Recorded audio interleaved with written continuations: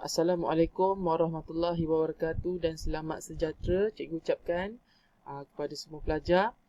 So, pagi ini kita akan jalankan kelas secara offline, iaitu secara atas talian lah, menggunakan video pengajaran sahaja. So, cikgu dah rakam video pada pagi ni. So, cikgu akan buat revision lah ataupun ulang kaji lah pelajaran yang daripada bab 1 sehingga akhir. Kalau sempat kita habiskan habiskan ke semua bab-bab. Kita ada 2 bab, iaitu bab tanah dengan juga yang bab kedua dengan pengeluaran tenaga puteri. So daripada ni, kita akan buat revision lah. Kita akan start dengan revision kita pada pagi ni. Ulang kaji, iaitu dengan bab tanah lah. So kita akan pergi kepada nota. So kita akan pergi kepada bab 1, iaitu tanah. So kita akan buat revision ataupun ulang kaji. Kita cikgu cuma imbas lalu sahaja berkenaan dengan bab 1. Kalau sempat kita habiskan, kalau tak sempat tak apa, kita sambung minggu depan. Bab untuk hari ni adalah bab tanah. Pertanian tingkatan 4. So apa yang kita belajar sebelum ni, kita tahu tanah di Malaysia lah. Tanah di Malaysia macam mana? Kita bacalah.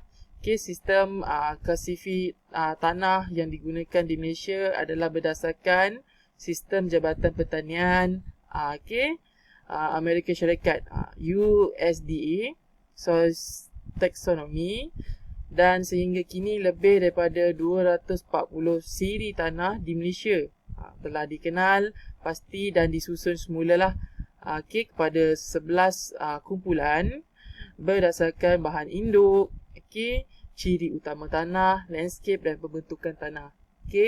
So ini kumpulan tanah. Apa kumpulan tanah? Tengoklah. So kumpulan tanah. Kumpulan tanah terbentuk daripada bantuan igneous dan batuan metamorfi bergrade tinggi. Lepas tu tanah terbentuk daripada batuan endapan dan batuan metamorfi grade rendah. Tanah laterite, tanah yang terbentuk daripada alluvium lama, tanah yang terbentuk daripada alluvium sungai terbaru, tanah yang terbentuk daripada alluvium sungai hampir tua. Itu adalah jenis-jenis kumpulan tanah. Seterusnya kita tengok kepada tanah apa lagi? Kumpulan tanah asid sulfat. Tengok. Dan potensi asid sulfat. Itu kumpulan tanah. Lepas tu apa lagi? Tanah bridge. Bridge rich intersperts with cells. Itu dia. Tanah bridge. Lepas tu tanah liat laut yang tidak berasid sulfat. Tanah organik gambut. Tanah organik. Itu contoh-contoh kumpulan tanah. So kita tengok dekat sini. Apakah definisi tanah? Tanah boleh didefinisikan sebagai bahan mineral, bahan organik yang terlerai pada permukaan bumi yang boleh menjadi media semula jadi untuk pertumbuhan tanaman dan menampung kehidupan. Komposisi tanah berbeza-beza antara satu lokasi dengan lokasi yang lain. And then tanah merupakan asas penting dalam pertanian untuk penanaman pelbagai tanaman, sama ada tanaman makanan, tanaman industri atau tanaman lain. Itu merupakan definisi kepada tanah. Seterusnya apa definisi tanah yang seterusnya? Terdapat banyak jenis tanah terbentuk di muka bumi yang mempunyai pelbagai ciri untuk dipelajari. Lepas tu tanah terbentuk daripada proses luluh hawa semenjak berjuta-juta tahun dahulu.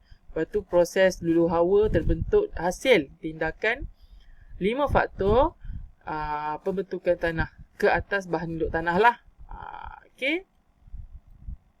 Ini contoh dia.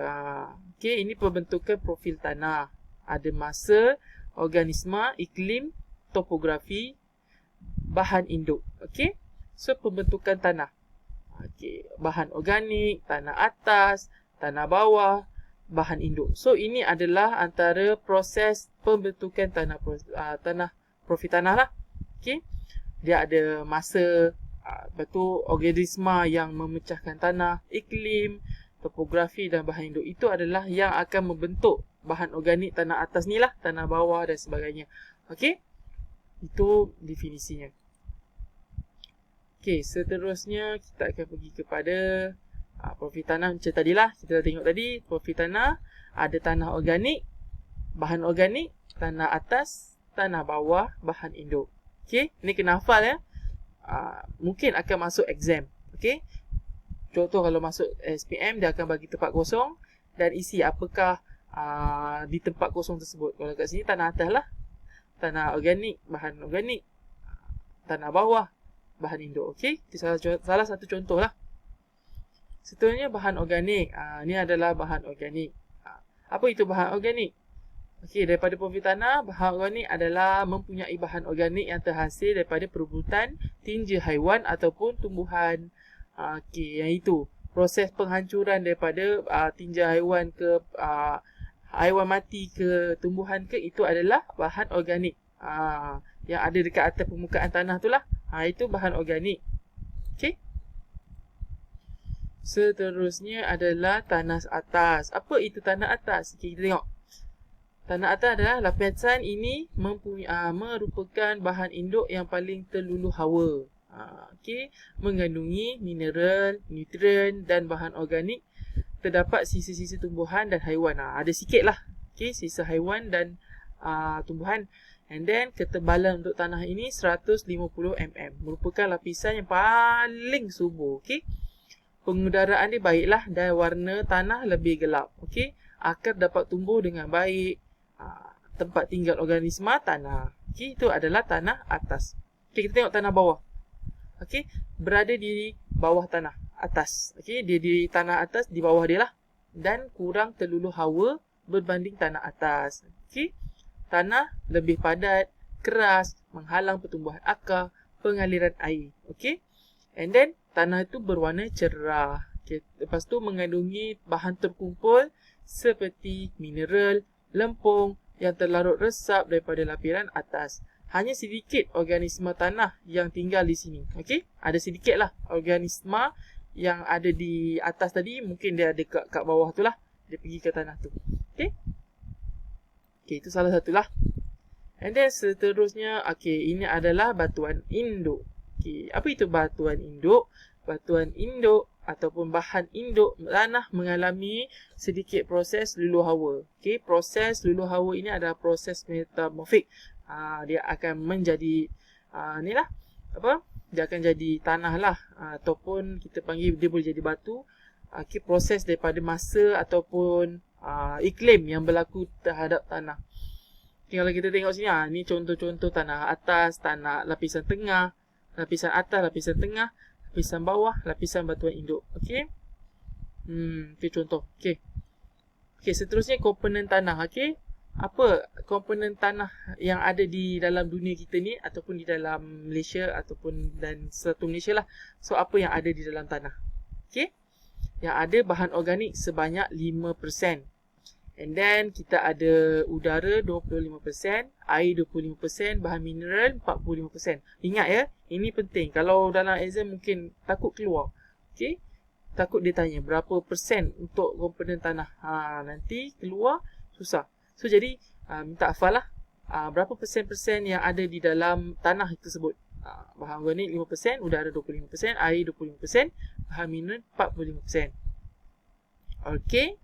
And then kita akan seterusnya pergi ke bahan organik lah. Okay, kita kena cepat lah. Okay, bahan organik 5%. Okay, kenapa? Terhasil daripada perpustakaan sisa tumbuhan dan haiwan. Bahan organik yang terurai menjadi humus. Okay, membekalkan nutrien untuk tumbuhan, membantu membaiki sifat tanah. Okay, itu adalah bahan organik 5%. Okey, udara iaitu oksigen. So, apa dalam tanah ada oksigen. Rongga dalam tanah yang tidak terlerai air akan diisi udara. Okey, kandungan oksigen dan karbon dioksida dalam tanah berbeza-beza. Okey. Boleh faham ya?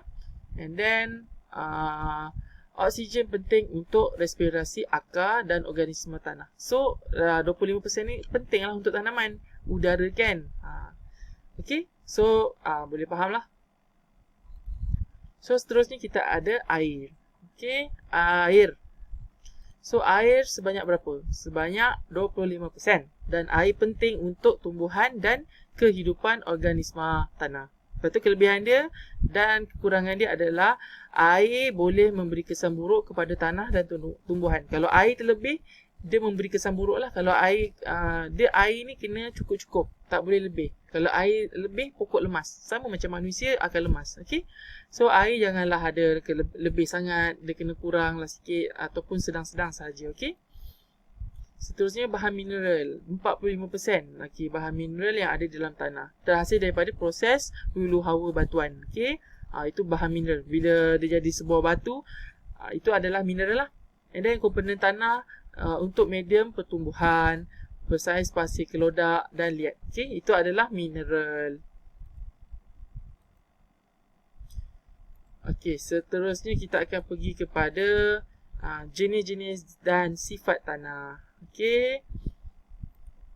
Okey, tengok ada pasir, kelodak, okey. And then ada organik, liat dan lom. Okey.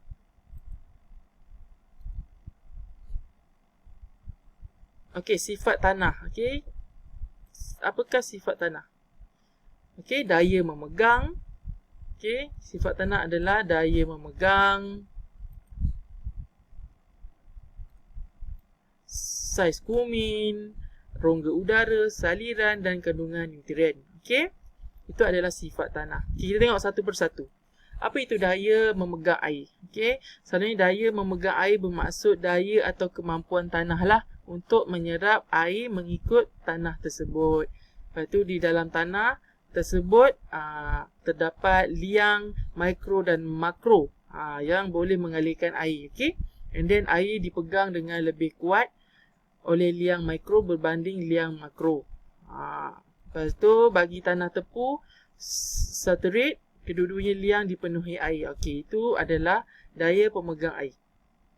Okey, di mana tanah ni okey dapat berkemampuan okey menyerap air. Kalau kita letak air kat tanah kan, dia seraplah air tu. Sebab itu kemampuan tanah itu dapat menyerap air. Okey, itu contoh. Okey, senang kan? Itu sifat tanah. Dia serap air. Okay. So, cikgu rasa ini sahajalah untuk hari ini. So, ada lagi saiz kumin, rongga udara, saliran, kandungan nutrien. Okay, ini kita akan sambung pada minggu hadapan. Okay. So, kita akan start lah dengan kita punya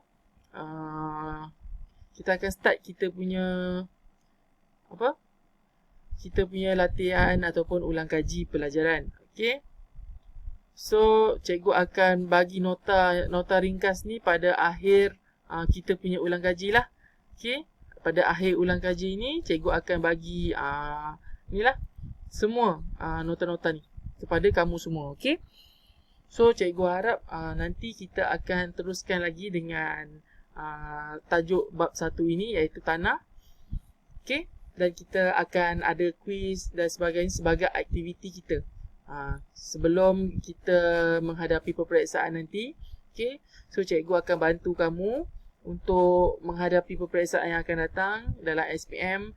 So mana-mana bab yang penting, so kita akan buat ulang kaji lah, revision. So beri kerjasama, tengok video yang cikgu bagi. Okay. So, fahamkan apa yang cikgu ajar, apa yang cikgu beri kepada kamu lah. Okay. So, ini adalah sedikit pada pengajaran pada hari ini, iaitu pengajaran secara offline. Okay. So, harap minggu depan semua masuk kelas lah. Cikgu akan masuk kelas pada hari Khamis, akan gantikan cikgu Marzuk. Okay, untuk kelas hari Khamis ni. Okay. Dan kita akan start ulang kaji. So, cikgu harap semua memberi kerjasama dalam kelas, okay, memberi tumpuan untuk ulang kaji kita supaya kamu semua dapat menjawab peperiksaan. So, cikgu ucapkan terima kasih. Okay, nanti kehadiran letak di WhatsApp, okay.